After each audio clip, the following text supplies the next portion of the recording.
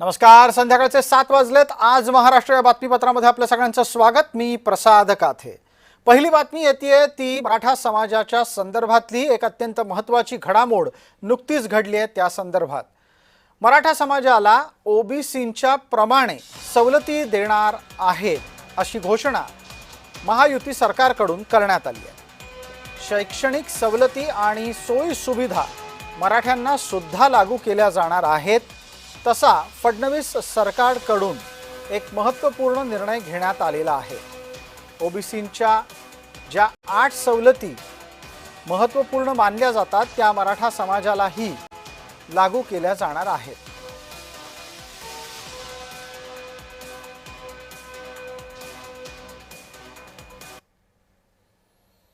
मराठा समाजाला आता कोणत्या नव्या 8 सवलतींचा लाभ मिळेल ते आपण आता पाहणार आहोत.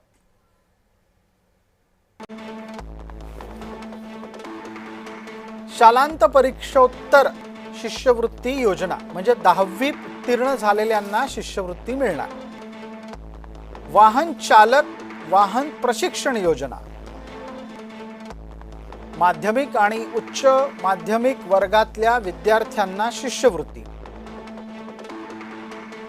विद्यार्थ्यांना लागू असलेल्या इतर 16 बाबींची प्रतिपूर्ती योजना,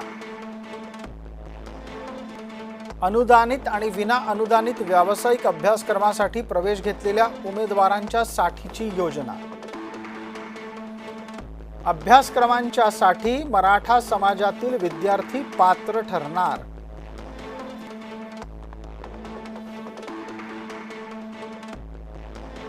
आपण आता पटकन या बातमीवर प्रतिक्रियेच्या साठी मंगेश ससाणे यांच्यापर्यंत जातो आहोत. मंगेश ससाणे ओबीसी नेता म्हणून आपल्या सगळ्यांना परिचित आहेत. माझा आवाज येतोय मंगेशजी आपल्याला? हो, येतोय. काय प्रतिक्रिया आहे? पहिली प्रतिक्रिया पटकन यावर काय द्याल? नाही, आनंद आहे. मला असं वाटतंय की आता एससी एसटी प्रमाणे पण सगळ्या मराठा बांधवांना जरी सोयी सुविधा दिल्या तरी काही हरकत नाही. पण ओबीसीच्या बाबतीत जो दुजाभाव होतोय हे फक्त श्वेतपत्रिका काढावी की अण्णासाहेब पाटील महामंडळ, सारथी महामंडळाच्या तुलनेत महाज्योतीला आणि ओबीसी महामंडळाला किती निधी दिलाय, किती कर्ज प्रकरणं दिलेली आहेत. जी एसओपी काल मनोज जरांगे यांच्या आंदोलनामुळे विखे पाटलांनी जी काढली जातीचे दाखले देण्यासाठी, तशीच एसओपी आमच्या ओबीसी मधले जे भटके विमुक्त कैकाडी रामोशी वडारी जे फिरस्ते आहेत, ज्यांना कुठं रहिवासाचे पुरावे नाहीत, तर त्यांच्या बाबतीत पण करावं. एवढा दुजाभाव करू नये. बिलकुल मंगेशजी आपण जोडलेले राहा. आता गंगाधर काळकुटे या निमित्तानं बातमीच्या निमित्तानं आपल्या सोबत जोडले गेलेले आहेत. गंगाधर काळकुटे, माझा आवाज आपल्याला येतोय? हा, येतोय. काते सर बोला. खूप दिवसांनी बोलणं होतं आपलं, सांगा. हो, नमस्कार गंगाधरराव. आता या सरकारच्या निर्णयावर आपली प्रतिक्रिया काय? मी सरकारच्या या निर्णयाचं स्वागत करतो. माननीय मुख्यमंत्री देवेंद्रजी फडणवीस साहेब आणि दोन्ही मुख्यमंत्री उपमुख्यमंत्री एकनाथ शिंदे साहेब, सुनेत्राताई आणि विशेष करून उपसमितीचे अध्यक्ष विखे पाटील साहेब या सगळ्यांचं आणि राज्य सरकारचं मी जाहीर अभिनंदन करतो. हे यश मनोजदादांच्या आंदोलनाचं, मराठा समाजाच्या लढ्याचं हे यश आहे आणि नक्की ओबीसी प्रमाणे मराठा समाजाला सवलती मिळाल्यात ह्या 8, त्याचं स्वागत आहे. पण अजूनही ओबीसीला 1500 काही अभ्यासक्रमामध्ये सवलती मिळतात सर, आणि मराठा समाजाला 700 ते 750 अभ्यासक्रमामध्ये सवलती मिळतात. ते सुद्धा आता राहिलेल्या सुविधा सुद्धा द्यावात, ही सुद्धा मागणी या निमित्तानं मी सरकारकडे करतोय. बरं गंगाधरराव, एकच मिनिट थांबा. आपण जोडलेले राहा. गंगाधरराव, आपण जोडलेले राहा. आपली भूमिका आता इथे असलेल्या मंगेश ससाणे यांनी ऐकली आहे. मंगेशजी, ऐकलं असेल आपण, ओबीसींना ज्या इतर सवलती मिळतात त्याही मराठ्यांना मिळाल्या पाहिजेत असं म्हटलं जात आहे. नाही, माझं एकच म्हणणं आहे, मराठा बांधवांना जे शैक्षणिक सवलती मिळतात त्याला आमचा पाठिंबा आहे आणि अभिनंदन करतो. पण मला मुळात एक म्हणायचंय, एका बाजूला म्हणायचं आम्ही ओबीसी आहोत, मग सगळ्या ओबीसींना काय हे देत नाहीये, हा माझा प्रश्न आहे. ओबीसी म्हणजे सारथी आणि महाज्योती वेगळं कशासाठी, मराठा मंत्रालय वेगळं कशासाठी? एकदा म्हणायचं आम्ही ओबीसीच झालो, नंतर म्हणायचं आता मराठा समाजाला वेगळं सगळं द्या. म्हणजे अक्षरशः आता महाराष्ट्रात काय चाललंय, नक्की कुठल्या तरी कॅटेगरीमध्ये मराठा समाज नक्की ओबीसी मध्ये आहे का वेगळा आहे का एससीबीसी मध्ये आहे, हे एकदा डिफाईन करावं. म्हणजे त्या मंत्रालयामध्ये ओबीसी मंत्रालयाच्या अंतर्गत तो त्या हेड मध्ये तो सगळा खर्च पडणार का ठीक वेगळा आहे पडणार? मंगेशजी, याचं उत्तर घेऊ पटकन, वेळेची मर्यादा आहे प्रत्येकाला. गंगाधरराव, ऐकलं असेल मराठी नक्की काय आहेत? हो. मराठी मराठा आहेत, मराठी ओबीसी आहेत, नक्की काय आहेत? आणि सगळ्याच ओबीसींच्या सवलती मराठे घेणार असतील तर मराठे मराठा म्हणून स्वतःला मोजणार आहेत की मराठे ओबीसी म्हणून मोजणार आहेत, असा प्रश्न मंगेश ससाणे विचारतायत. नाही, मला त्यांना सांगायचंय, ज्या वेळेस आम्ही लढाई घेऊन लढायला जातो शिवाजी महाराजांच्या काळापासून, त्यावेळेस आम्ही मराठे असतो. परंतु तेच मराठे ज्या वेळेस पावसाळा सुरू होईल त्यावेळेस हातात रुमणं आणि आवत घेऊन नांगरायला कसायला जातो, त्यावेळेस पगड जातीचे मावळे लढले, तुम्ही एकटे नाही लढले. महाराजांचं स्वराज्य सगळ्यांमुळे झालेलं आहे. द्यायला विरोध नाही. कुठेजी महाराजांना एका जातीत बसू नका. शिवाजी महाराजांना एका जातीत बसू नका. 18 पगड जातीचे मावळे लढले, त्यांनी बलिदान दिलं. कधीही विरोध केलेला नाही. आम्ही विरोध नाही करत आहे. महाराजांना एका जातीत बसू नका. समाजाच्या लढ्याला काय दुर्दैव आहे महाराष्ट्राचं. म्हणून जर राज्य सरकारने फडणवीस साहेबांनी काही दिला असेल तर त्याचं आम्ही स्वागत करतोय. ठीक आहे गंगाधरराव, इथे एक मुद्दा इथे मंगेश ससाणे सातत्याने मांडतायत, तो तुमच्यापर्यंत पोहोचलाय का? ते जे बोलले ते तुम्ही ऐकलं गंगाधरराव? ठीक आहे, तुम्ही बोलत असताना कदाचित त्यांचा आवाज तुमच्यापर्यंत पोहोचला नसेल. मंगेश ससाणे म्हणाले की महाराज ज्या वेळेला स्वराज्याची निर्मिती करत होते तेव्हा छत्रपती शिवाजी महाराजांच्या सोबत 18 पगड जातीतले लोक होते, फक्त आणि फक्त मराठेच लढायला गेले असं म्हणून तुम्ही लढताना मराठे आणि शेती करताना कुणबी आणि म्हणजेच ओबीसी असा भेद पाळू नका असा सल्ला ते देत आहेत.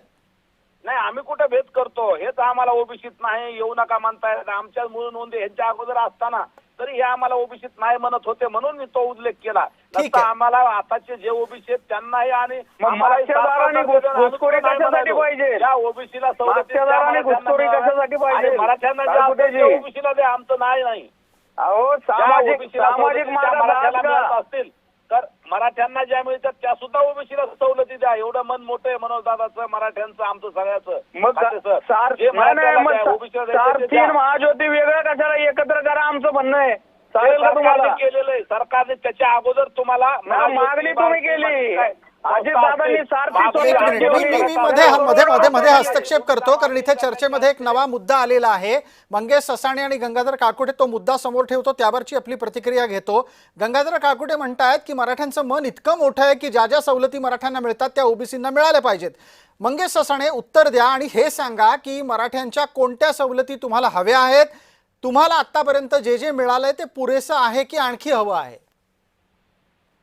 प्रसादजी, आमचं एकच म्हणणं आहे की या महाराष्ट्रामध्ये आरक्षणाचं, त्याच्यानंतर राजकीय प्रतिनिधित्वाचं, सहकार क्षेत्राचं ज्या आपण जे म्हणतो सोयी सुविधा किंवा ज्या डिस्क्रेशन आहे त्याच्या सगळ्याची एक श्वेतपत्रिका यावी ना. आमचे 180 आमदार नाही आहेत प्रसादजी. 450 जातीतले आमदार किती आहेत? 48 मधले 27-28 खासदार कोणाचे आहेत? 70% मंत्रिमंडळ कोणाचं आहे? 2 उपमुख्यमंत्री कोणाचे आहेत? नाही, आता मंगेशजी इथे राजकीय हिस्सेदारीचा विषय नाहीये.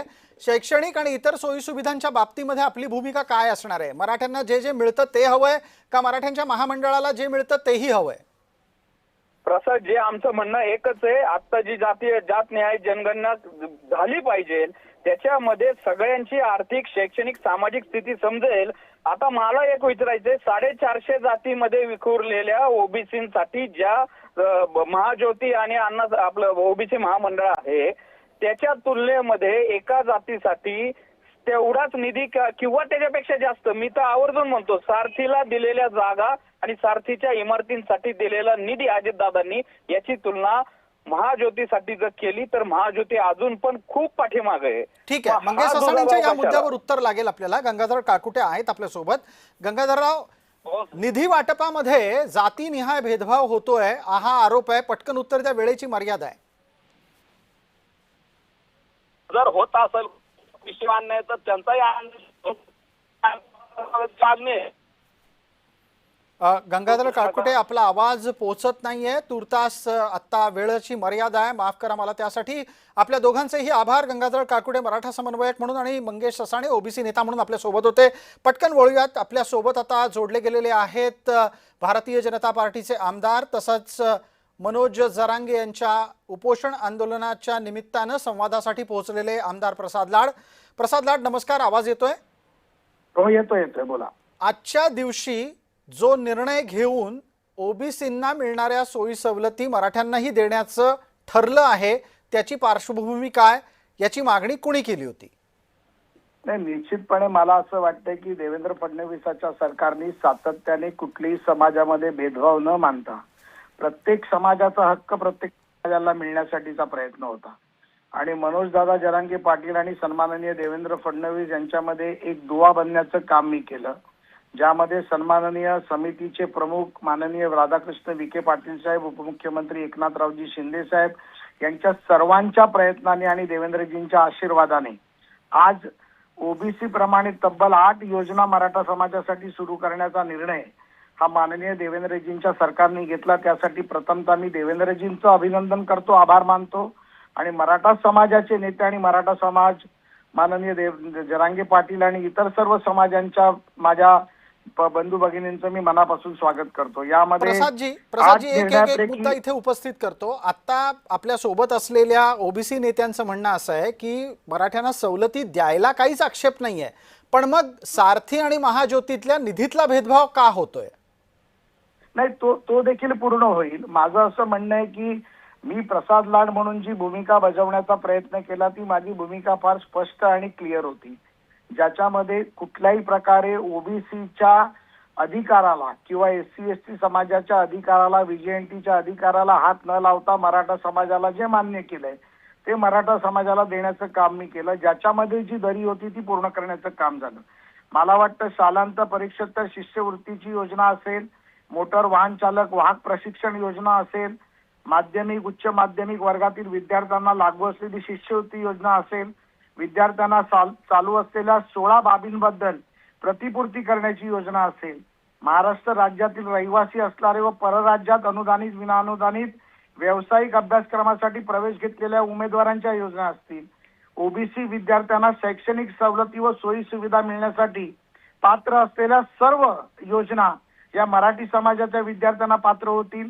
ओबीसी विद्यार्थ्यांना केंद्रभूत म्हणजे कॅप पूर्ण झाल्यानंतर रिक्त राहिलेल्या जागांवरती प्रवेश नियंत्रण समितीने मान्यता दिलेल्या स्थलांवरती प्रवेश देण्याचा व मागासवर्ग प्रवर्गातील विद्यार्थ्यांप्रमाणे मराठा विद्यार्थ्यांना देखील शैक्षणिक सवलती लागू करून देण्याचा, तसंच ज्या शैक्षणिक सवलती सोयी सुविधा इतर मागास प्रवर्गातून लागू करण्यात आल्या असतील अथवा भविष्यात लागू होतील त्या सर्व शिक्षण सवलती या मराठा समाजाला देण्याचे महत्वाचे 8 निर्णय आज झाले.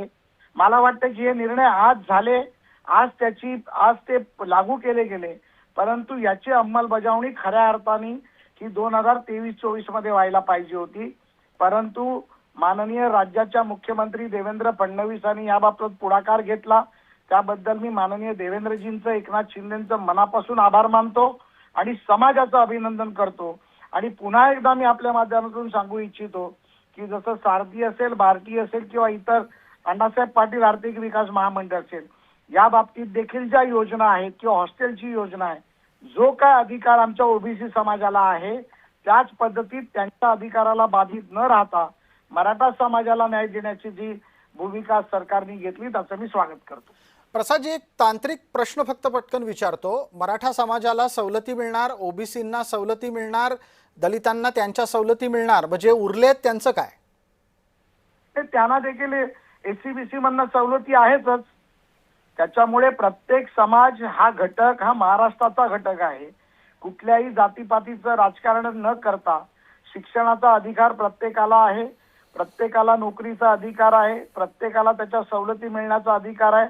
त्याच्यामुळे 10% जो SC-BCचा प्रश्न आहे तो देखील मार्गी लागलेला आहे. जो लोक आरक्षणामध्ये जातील त्यांना या इतर सवलतीतून लाभ आणि सोयी सुविधा मिळणार आहेत. त्यामुळे देवेंद्रजींचं सरकार हे सामाजिक न्यायाच्या भूमिकेतून परमपूज्य डॉक्टर बाबासाहेब आंबेडकरांनी दिलेल्या संविधानाच्या प्रक्रियेतून छत्रपती शिवाजी महाराजांच्या आशीर्वादाने चालणारं हे महाराष्ट्रातलं सरकार आहे. त्यामुळे प्रत्येक समाजाला यामध्ये न्याय मिळेल याची मला खात्री आहे. एक अजून छोटा प्रश्न इथे उपस्थित राहतो. तुम्ही जर SC-BC हा निकष लावणार असाल तर सधन मराठ्यांना पण मग या सवलती मिळणार आहेत का? नाही, त्याच्यामध्ये बघा हा टेक्निकल विषय आहे, ज्याच्यामध्ये जी लोक आरक्षणाचा फायदा घेतील त्यांना त्याचा फायदा दुसऱ्याचा मिळणार नाही. जे लोक त्या फायद्यात जातील त्यांना त्याचा फायदा आरक्षणाचा फायदा मिळणार नाही. त्यामुळे हा निर्णय संपूर्णपणे समाजाच्या लोकांनी घेण्याचा आहे. मला वाटतं की याच्यावरती एक वेगळं डिबेट आपण करू शकतो, परंतु आज हा आनंदाचा क्षण आहे, हा समाजाच्या आनंदाचा क्षण आहे. एवढ्या मोठ्या सवलती सरकारने ज्या जाहीर केल्या त्याचा क्षण आहे, त्याच्यामुळे त्याचा आनंद पहिला समाजाला घेऊ देत. खूप खूप धन्यवाद आणि आभार आपल्या या प्रतिक्रियेसाठी.